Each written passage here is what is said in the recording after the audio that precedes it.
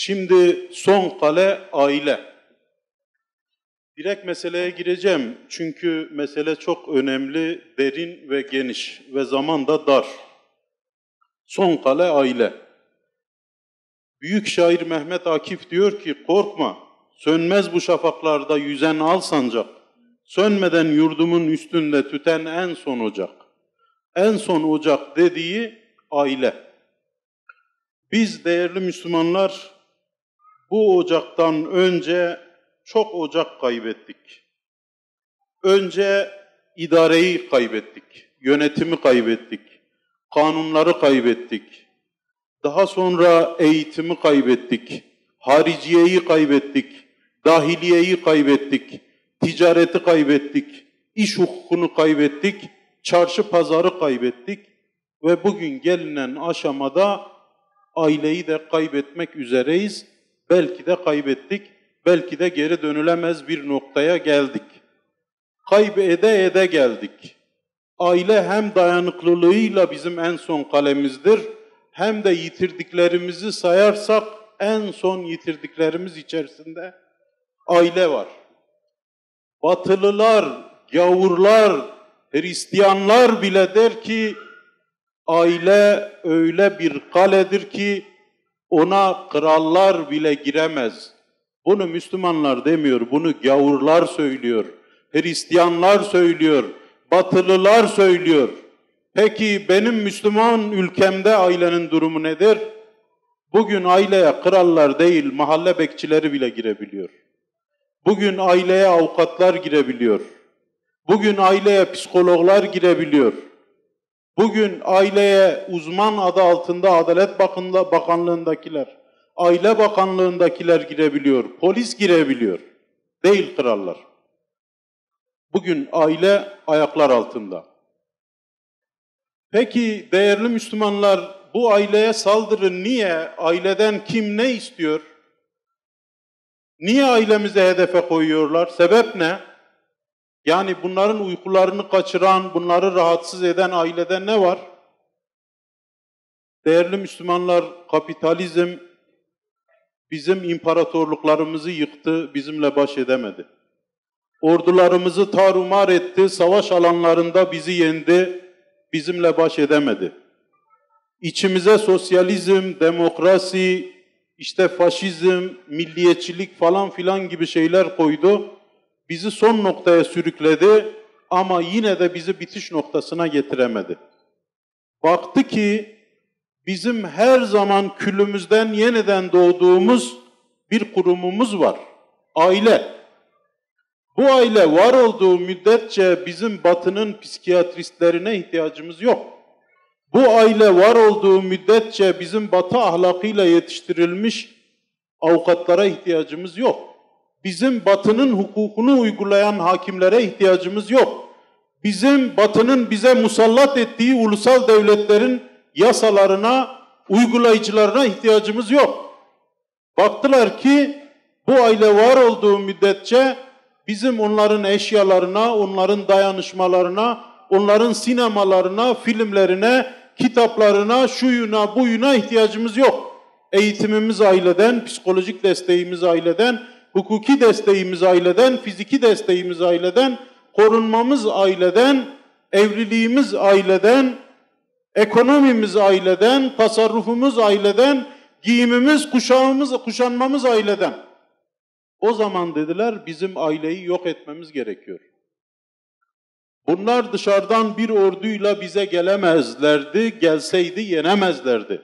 İçimizden bize benzeyen, bazen o ifsadı ayetle destekleyecek, bazen o ifsadı yanlış bir hadis yorumuyla destekleyecek, bazen o ifsadı bunun benzeri bizde de var diyecek, bize benzer kişilerle bize geldiler. Ve maalesef başarılı oldular ve oluyorlar maalesef. Şimdi aile önemli. Neden önemli? Bu saydığım sebeplerle önemli. Ailenin tarihsel bir boyutu da var. 600 yıl boyunca bizim inancımızla, bizim adaletimizle dünyaya hükmeden Osmanlı İmparatorluğu bir ailenin imparatorluğuydu. Almanya'ya, Avusturya'ya, Macaristan'a hükmeden Habsburglar hanedanı bir aileydi. İtalya'ya yüzyıllarca hükmeden Medici ailesi bir aileydi. Abbasiler bir aileydi, Kureyşiler bir aileydi. Ailenin önemini belki biz bilmiyoruz ama bizim hasımlarımız, ama bizim düşmanlarımız, ama içimizdeki truvatları, ama içimizdeki satılıklar gayet iyi biliyorlar. Bu yüzden aileyi hedefe koyuyorlar. Ailenin varoluşu, aile fertlerini kuşatması, koruması ve kollaması kapitalizmin hesabına gelmiyor.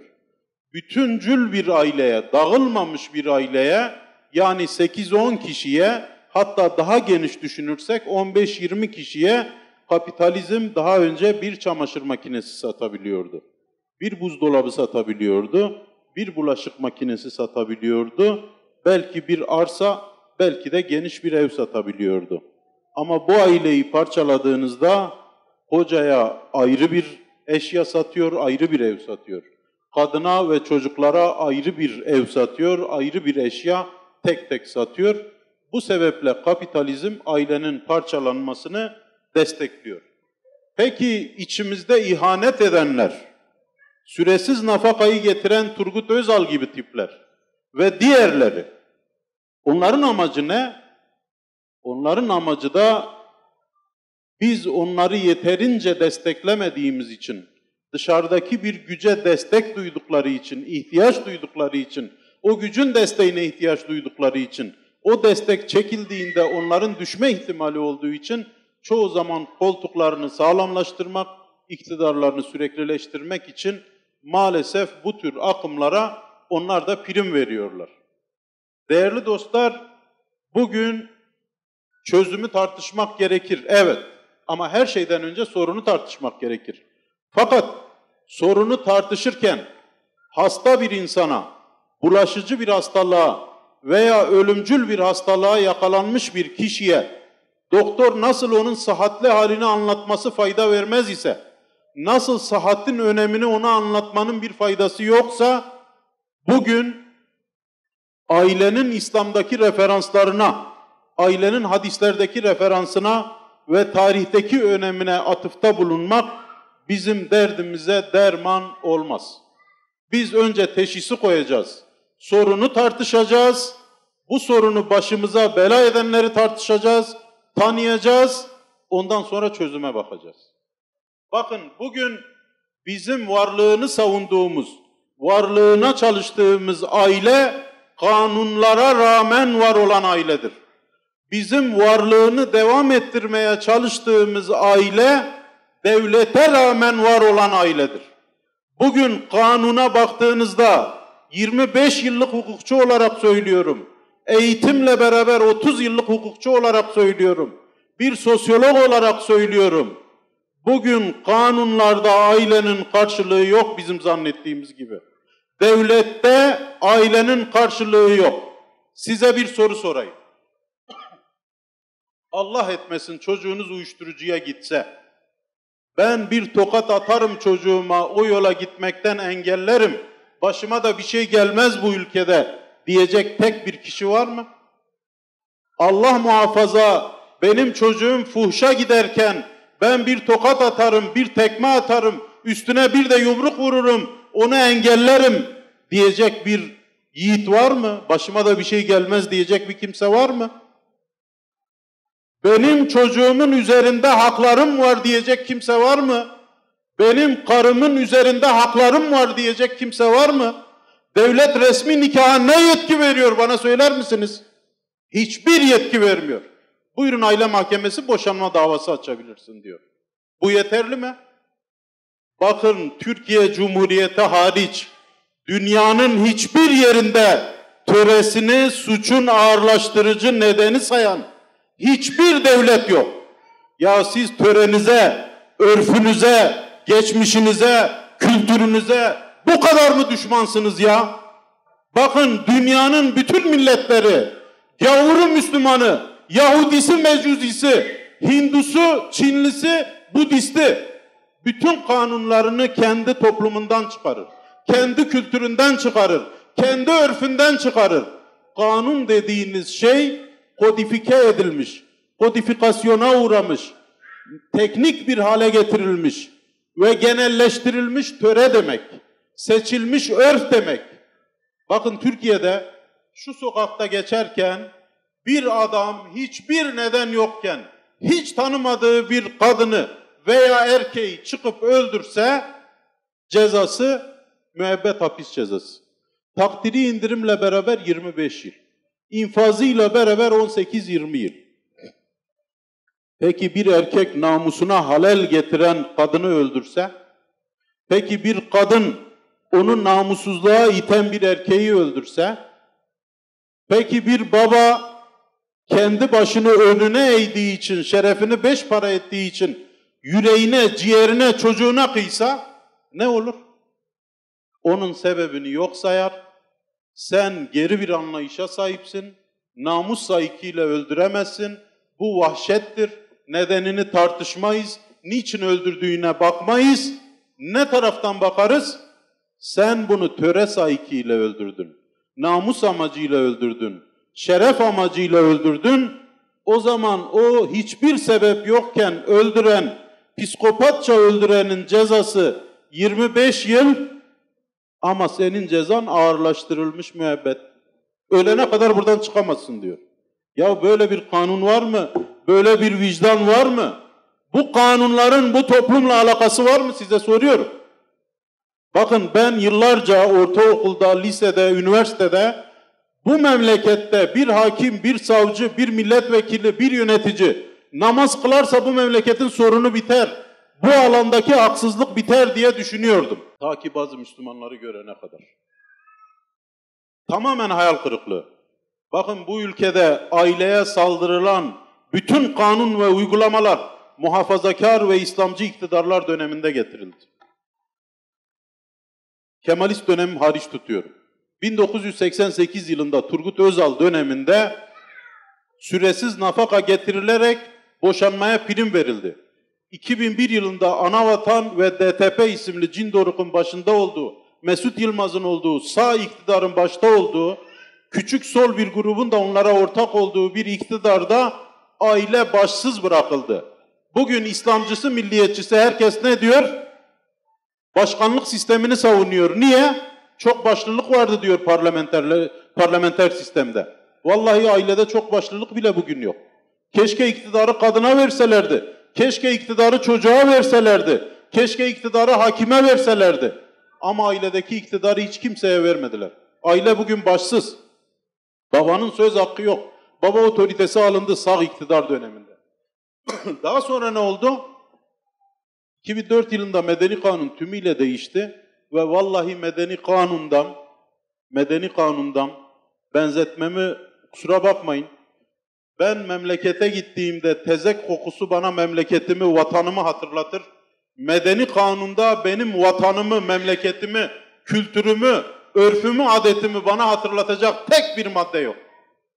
Ya ceza kanunu, yapanların üçünü de tanıyorum. Üçü de muhafazakar. Birisi milliyetçi muhafazakar, diğerleri İslamcı. Birisi milli görüşçü, birisi Süleyman Efendi cemaatinden. Ve hey Allah'tan korkmazlar. Siz Müslümanlara ceza kanunu yapıyorsunuz. Bunu nereden getirdiniz bu kanunu ya? Diğeri belliydi, İtalya'dan getirdi. Menşei belliydi. Hiç olmazsa tahrif de olsa ehli kitap toplumun ceza kanunu tercüme edip getirmişlerdi. Peki siz nereden getirdiniz? Ceza kanununa bakın, bize benzeyen, bizden olan bir madde var mı ya? Tamamı bize karşı. Biz sadece kendisine kanunların uygulanacağı, sözüm ona kanunlarla adam edilecek, hizaya getirilecek, toplum mühendisliğine düçar kılınacak bir topluluk, bir grup olarak görülüyoruz. Yazık bize yani, gerçekten yazık.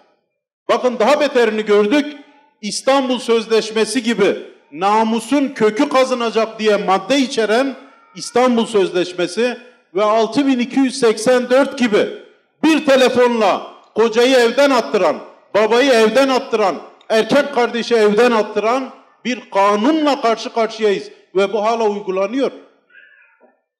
Peki bundan utanç duymuyor muyuz? Ben kendi şahsım adına duyuyorum. O yüzden buradayım. Benim alanım olmadığı halde O yüzden buradayım. Maalesef aileye açılmış bir savaş var. Bakın derler ki def-i mazarrat celbi menfaatten evladır. Eğer devlet ve hükümet gerçekten aileyi kurtarmak istiyorsa önce elini ailenin içinden çekecek. Bir. Ondan sonra 6284 sayılı yasayı tümden kaldıracak. Erkeği düşman sayan ceza kanunu, ceza infaz kanunu, ceza muhakemesi kanunu, aile mahkemelerinin kuruluş kanunu, medeni kanun gibi bütün yasaları düzeltecek. Erkek düşman değil. Bu memleket işgale uğradığında savaşacak olan erkektir, kadın değil. Erkekler gittikçe bu memlekete küstürülüyor. Gittikçe düşman güç gibi görülüyor.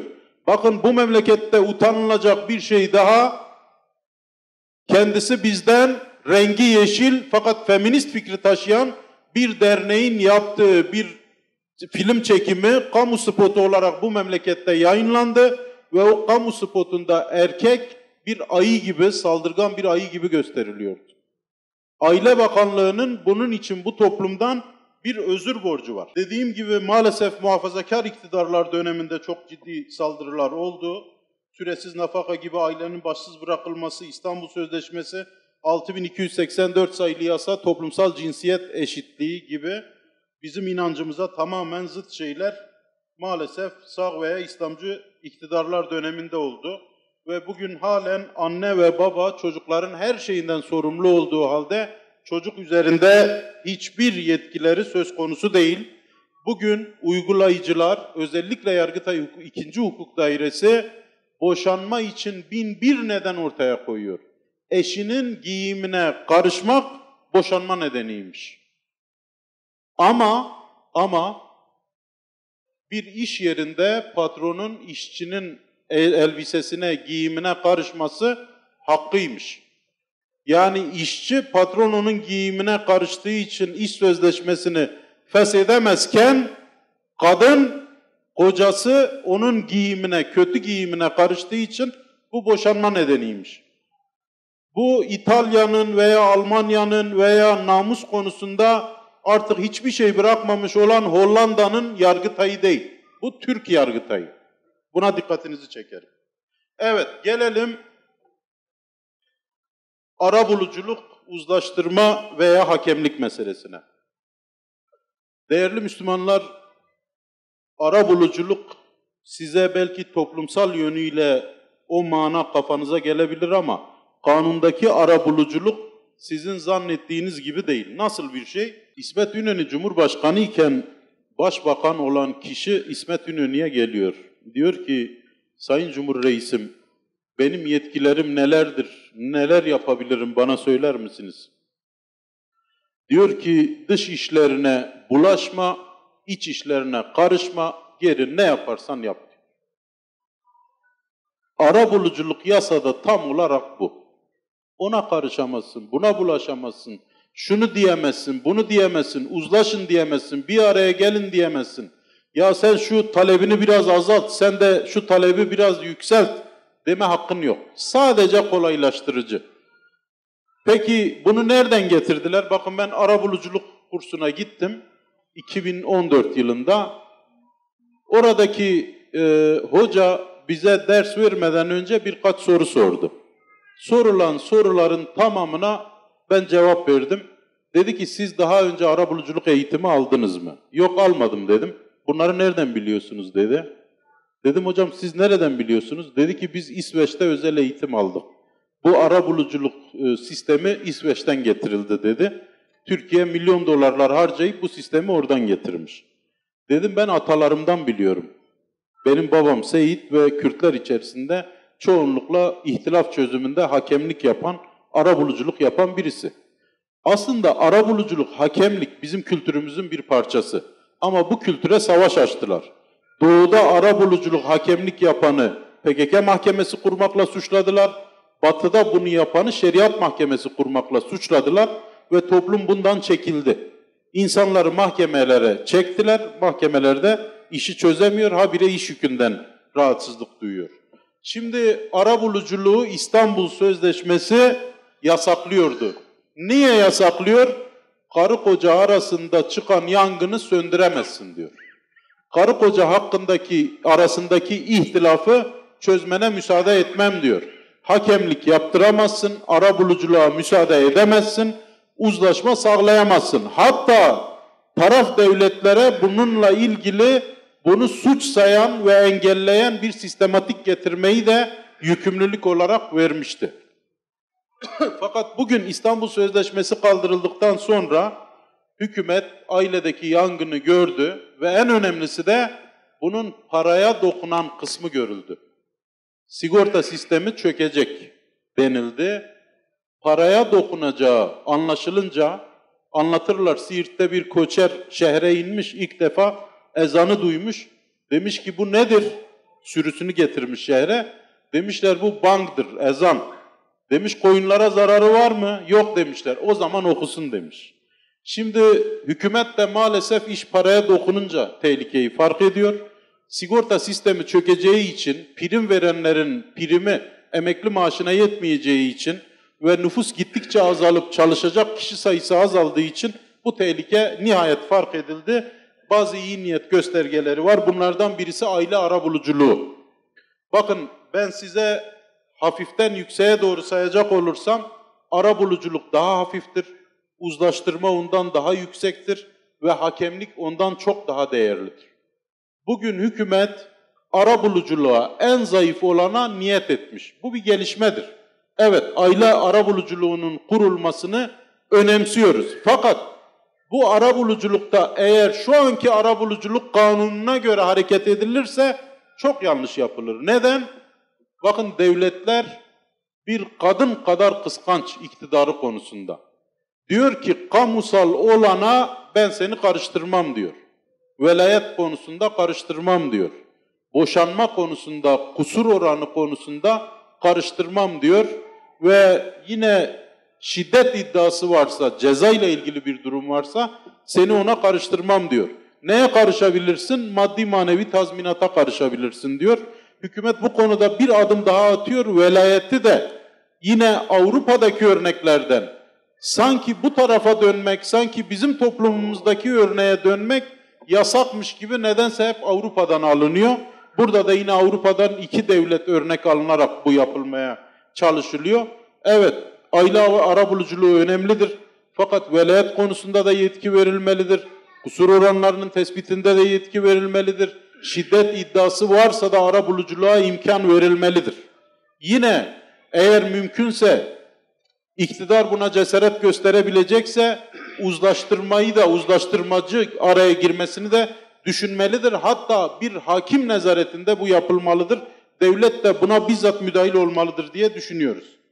Hakeza eğer gerçekten yerli gibi davranmak istiyorlarsa, eğer gerçekten bizden biri olarak davranmak istiyorlarsa, kültürümüzü önemsemek istiyorlarsa, bizden bir kanun yapmak istiyorlarsa, bizim inancımızın, kültürümüzün emrettiği ve tavsiye ettiği gibi hakemlik müessesesini getirmelidirler ve bir kurul halinde bu olmalıdır ve bunda Kur'an'ın emrettiği ve tavsiye ettiği gibi aile tarafından birisi ve kadın tarafından birisi de mutlaka bulunmalıdır ve bu aile içerisindeki bütün ihtilaflar hakkında konuşabilmelidir. Arabulucunun yapamadığı, uzlaştırmacının yapamadığı barıştırma çabasına bu heyet girebilmeli ve onları uzlaştırabilmeli, aralarını bulabilmeli ve barıştırabilmeli, gerekirse iki tarafa da yükümlülük yükleyebilmelidir.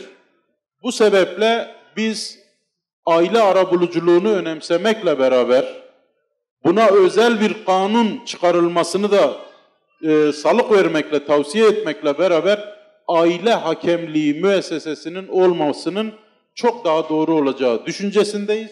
Son cümle olarak bunların hepsinden önce hepsi için samimiyet gerekiyor, yön tayini gerekiyor.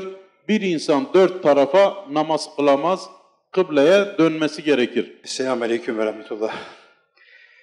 Tabii böyle biraz hukuki boyutta son derece detaylı bir konuşma ve fıkhi boyutta böyle ariyüzü amik bir konuşmadan sonra ben biraz düşünmeye başladım. Hani benim anlatacaklarım biraz afaki kalabilir mi diye.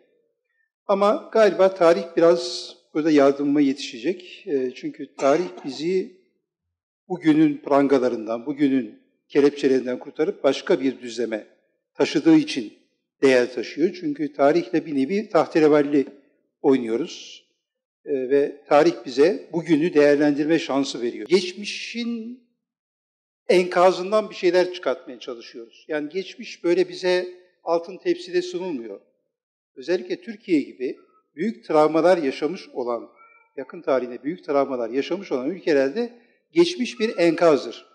O enkazın içerisinden biz anlamlı olabilecek parçaları toplamaya ve bugüne getirip insanlara sunmaya çalışıyoruz. Şimdi bazı şaşırtıcı pasajlar, bu enkazın içinden kurtarılmış bazı şaşırtıcı pasajlar. Şimdi bizim laik söyleme ya da işte laikperest söyleme göre eskiden kadınların hiçbir hakkı yoktu. Bütün hakları kocasının iki dudağı arasındaydı. O işte boş ol deyince boşanır. Ondan sonra itiraz hakkı yoktu. Hiçbir şekilde kendini savunamazdı. Şimdi böyle bir resim kitaplarımıza kadar bunlar giriyor malum, işte şeriat şöyleydi, laiklik böyle diye. Bunları ders kitaplarımızda çocuklarımıza dahi okutuyorlar. Fakat ben 64 yaşındayım. Ben çocukluğumu yaşadığım yıllarda çevremdeki ailelerde bir tane boşanmış kadın hatırlamıyorum. Daha önceki yıllarda da araştırdığımda, yani boşamanın bu kadar kolay olduğu söylenen bir düzende boşanmış kadın yok ortada. Bu nasıl oluyor? Yani bu kadar kolay boşanıyor idiyse adam canı sıkılır, hadi boş ol, kadını sokağa atar değil mi? Peki burada ne koruyordu? Nasıl bir mekanizma vardı da onun önüne geçiyordu? İşte burada örf, adet ve şeriatın kadına sağladığı bir takım haklar devreye sokularak. Fakat söylemin kendisi işte ne yapıyor bizi? Böyle bir yalanın içine sokuyor ve biz o yalanın içinde hakikaten ya bu kadar kolaymış, kadın sokağa atılıyormuş, ya hangi kadın sokağa atılmış? Yani böyle bir şeyi atılan kadınlar harem kadınları. Haremi kapattıkları zaman Sultan Vahdettin gittiğinde bütün kadınları tekme tokat sokağa attılar. Kadınlar sokaklarda perişan oldu. Kapan kapana onların başlarına gelenleri Safiye Ünvar anlatıyor. Osmanlı her zaman kadına saygı duymuş ve onu en azından aile, büyük aile, o olmazsa mahalle, o olmazsa devlet koruma altına almış. Şimdi böyle yalanları devam ettiriyorlar ve bizi geçmiş hakkında bir takım yanlış bilgilere sevk ediyorlar. Maksatları ne? İnsanların kendi tarihlerine, kendi ecdatlarına olan güveni kalmasın ve sadece onların kahraman ilan ettiği kişilere ve onların kurduğu düzene tapsınlar. Ki tapmaları da istendi malum. Şimdi burada nasıl aile kurumu zedelenmeye başladı? Tabii bunun Tanzimat'a kadar giden kökleri var. Ondan sonra Sultan Abdülhamit devrinde niye şikayet ediyorlardı? İşte kadınlar efendim bir de böyle bir yalan ortaya attılar. Yani Abdülhamit kadınlara çarşaf giymeyi yasaklamış. Yani o zaman diyorum ki Zübeyde Hanım'ın giydiği neydi? Yani eğer çarşaf yasakladıysa o zamanki kadınlar etek tayörle mi dolaşıyorlardı? Kot pantolonla mı dolaşıyorlardı? Bütün eski gördüğümüz resimlerde, filmlerde hepsi normal çarşafla geziyorlar. Tam tersine çarşafı kendi döneminde yaygınlaştıran padişah Abdülhamit'tir. Bildiğimiz bu kara çarşafı, bu siyah çarşafı yaygınlaştıran odur. Ama yani alın bunu giyin diye değil. Onun zamanında yaygınlaştı, devlet de bunu destekledi. Ama şöyle bir şey oldu. Çarşaf giyen kadın özgürleşti. Bakın bu çok ters anlatılır. Çarşaf kadını kafese soktu falan diye. Hayır, tam tersine. Çünkü eskiden yaşmaklı, felaceli giyilirdi ve yüzü kadının yarı yarıya görünürdü. Çarşaftan önceki dönemden bahsediyorum. Hani peçeler bile o kadar kalın değildi. Ama çarşaf geldikten sonra, şimdi daha önce tek başına sokağa çıkamayan kadın anonimleştiği için çarşaf giydiğinde tek başına sokağa çıkar hale geldi. Yani bakkala gidecek, bilmem çarşıya gidecek. Böylece kadın aslında çarşaf giyerek özgürleşti. Şimdi hikayeyi böyle anlatmak yerine ne yapıyorlar? Kadını sanki birileri zorla giydirmiş, zorla ona baskıyla bunu yaptırmış gibi. Böyle bir şey asla varit değil. Bu eşyanın tabiatına da aykırı. Fakat burada üzerinde durmamız gereken nokta Sultan Abdülhamit devrinde haya, utanma duygusu, işte çeşitli şekillerde mahremiyet, bunlar aşırı derecede korunuyordu, devlet tarafından da korunuyordu. Ama 1908 yılında Sultan Abdülhamit meşrutiyet ilan etmek zorunda kaldı ve ondan sonra artık kadınların işte çeşitli şekilde özgürleşme dönemleri başladı. Şimdi bu özgürleşme, emansipasyon meselesi üzerinde duracağım. Peki nasıl oldu bu? Halide Edip adı var. Yani siz kitaplarda milliyetçi kadın, işte vatansever kadın bilmem ne diye okuyorsunuz değil mi? Halide Edip adı var. Amerikan Koleji mezunu. Sultan Abdülhamit hafiyelerini gönderdi. Onu kulağından tutup Amerikan Koleji'nden aldılar, babasına evine teslim ettiler. Bir Türk'ün kızı Amerikan Koleji'nde okuyamaz diye. Abdülhamit zamanında böyleydi. Bir Türk kızı, bir Müslüman kızı yabancı kolejlerde okuyamazdı. Hafiyeler gider onları bulur, yakalar, şey yapardı. Evine teslim ederdi, okuldan kaydını sildirirlerdi. Ama Halide Edip, Sultan Abdülhamid'in iktidarı devrildiği zaman İngiltere'de Nation dergisine bir mektup yazdı ve dedi ki Isabel Fry diye bir öğretmenle yazışmış, şey yapmış. Siz bizi aydınlatacaksınız, siz bizim kadınlarımıza özgürlük getireceksiniz diye Amerikan misyonerlerine övgü dolu bir yazı, bir mektup yazdı.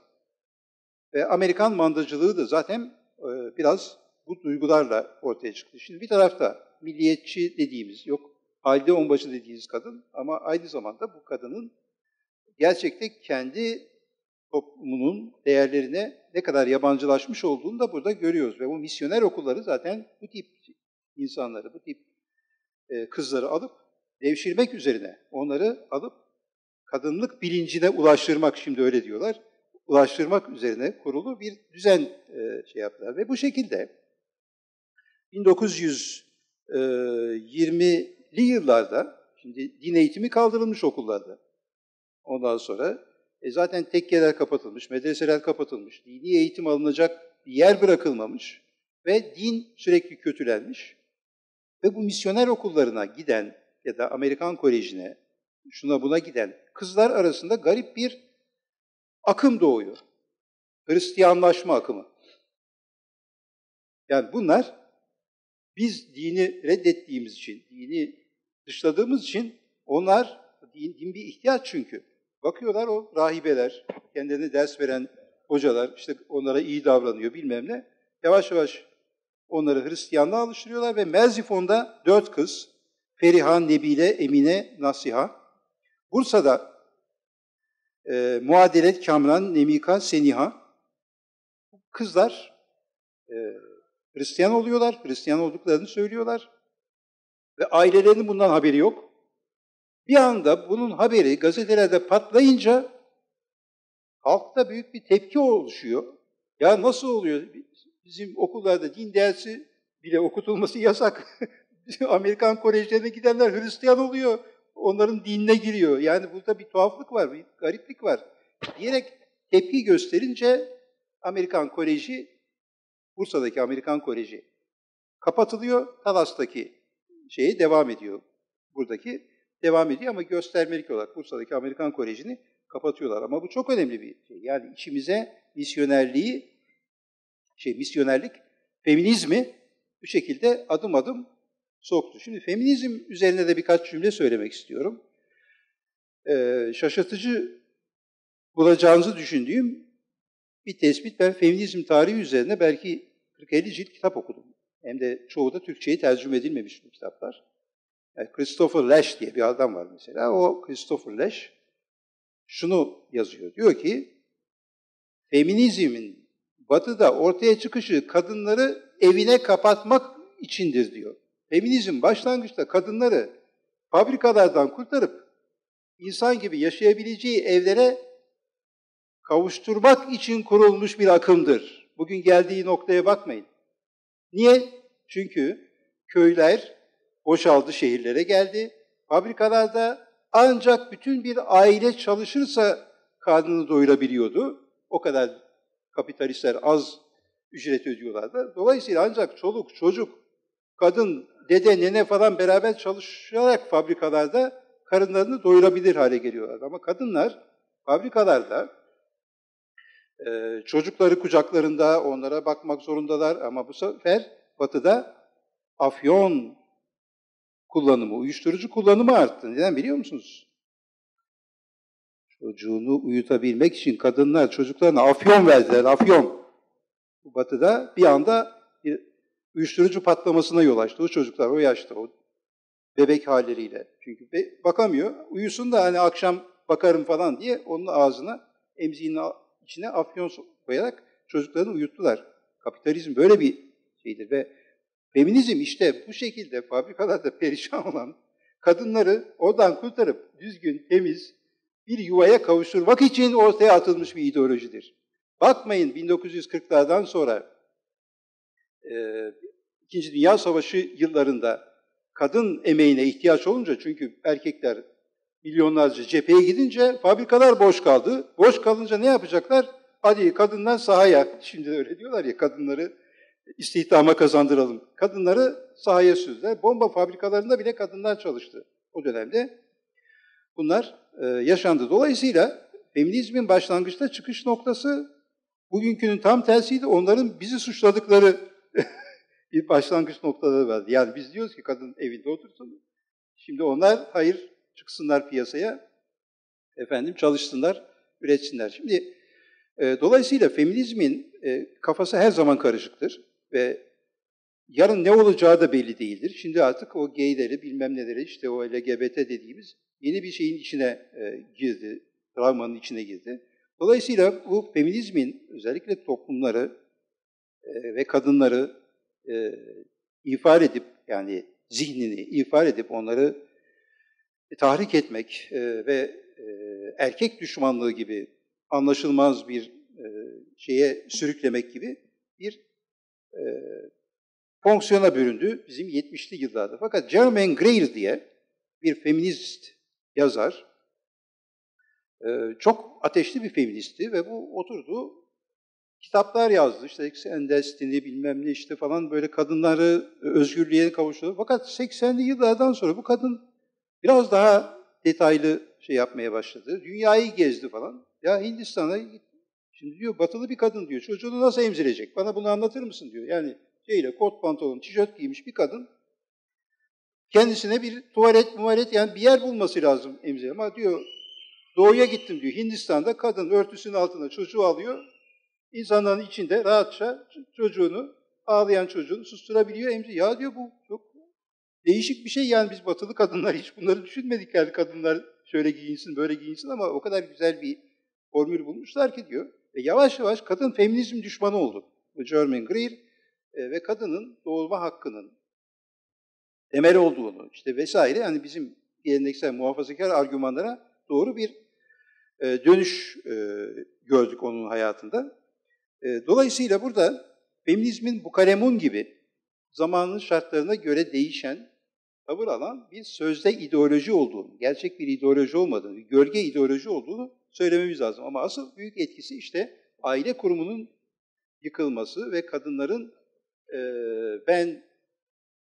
bedenim benden sorulur. İşte ben efendim ister doğururum, ister öldürürüm söylemlerine yol açması, ki orada işte bizim muhafazakar antifeministlerin şu sorusu anlamlı. Sen kendin bu bedenim, kararı ben verin diyorsun ama o aldırdığın bebeğe sordun mu bunun için?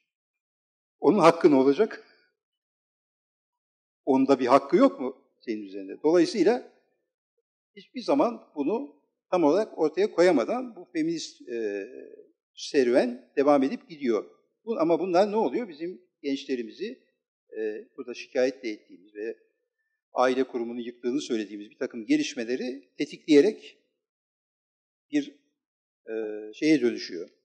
İdeolojiye, sanki gerçek bir ideolojiymiş gibi buna dönüşüyor. Şimdi burada medeni kanundan Sayın Vekilimiz de bahsetti. Medeni kanun, tabii ben bugünkü medeni kanunu bilemem ama 1926'daki medeni kanun bildiğiniz gibi İsviçre'den olduğu gibi hiçbir harfine, hiçbir şeyine dokunulmadan çevrilmesi amacıyla hatta bir heyet kurmuşlar. O heyete tercüme için vermişler. Herkes 40-50 sayfa çevirmiş. Onları redakte dahi etmeden, yani gözden geçirmeden çevirileri toplamışlar, matbaaya yollamışlar, meclise de getirmişler. Hadi zaten itiraz etmek mümkün mü o tarihte? Kabul edenler kabul edilmiştir. Meclisten geçiyor. Böyle. Ve resmi gazetede de yayınlanıyor. Resmi gazetede yayınlandıktan sonra yaz tatiline giriyorlar. Yaz tatilinde, yani meclisi tatile sokuyorlar. Ekim ayında da yürürlüğe girecek. Yani Şubat'ta kabul ediliyor. 1 Ekim'den itibaren yürürlüğe girecek. Bu arada meraklının birisi, Fransız hukukunu da bilen birisi, ya diyor bu Fransızca, İsviçre Medeni Kanunu Fransızca biliyorsunuz. Bu kanunla bizim çıkan kanunu bir karşılaştırayım. İyi mi?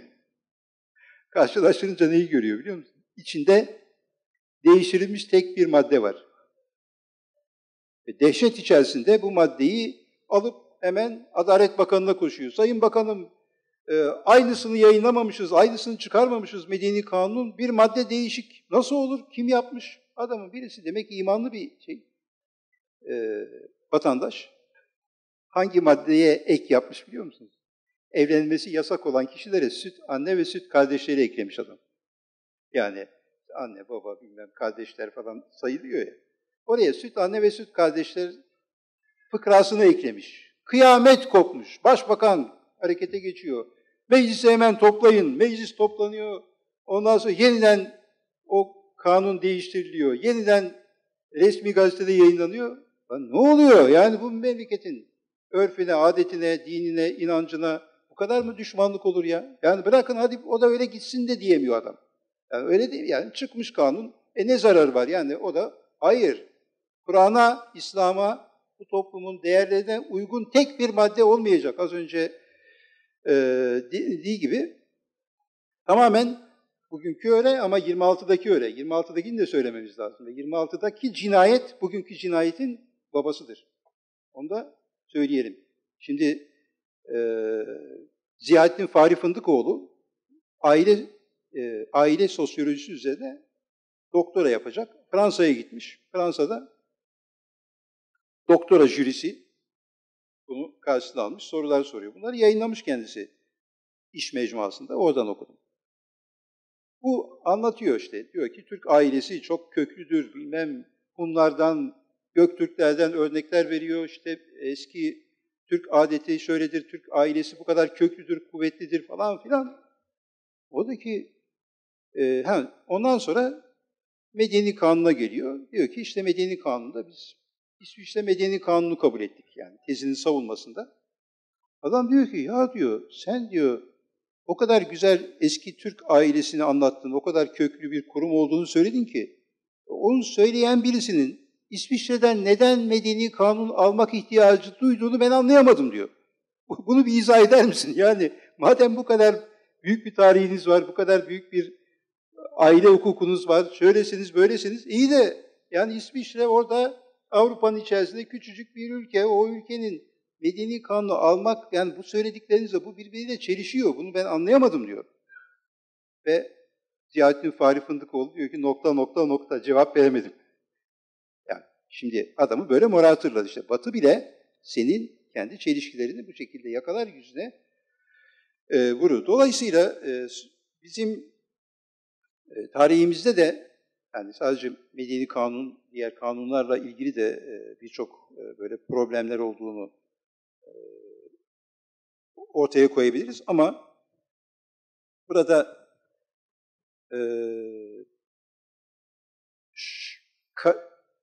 aileyi nasıl çürüttüklerini, nasıl bir dejenerasyon içine, zaman içinde, yani o şekilde başlayan aile düzeninin nasıl zaman içinde bir çürümeye maruz kaldığını hepimiz gördük annemizden, babamızdan, dedemizden, onların yaklaşımıyla bugünü kıyasladığımızda aradaki farkı hepimiz müşahede edebiliyoruz. Ama şimdi bir İslam devletinin, İslam İmparatorluğu'nun aileye yaklaşımı bir de 1920'lerde, 30'larda, 40'larda aileye yaklaşım nasıl taban tabana zıt hale geliyor?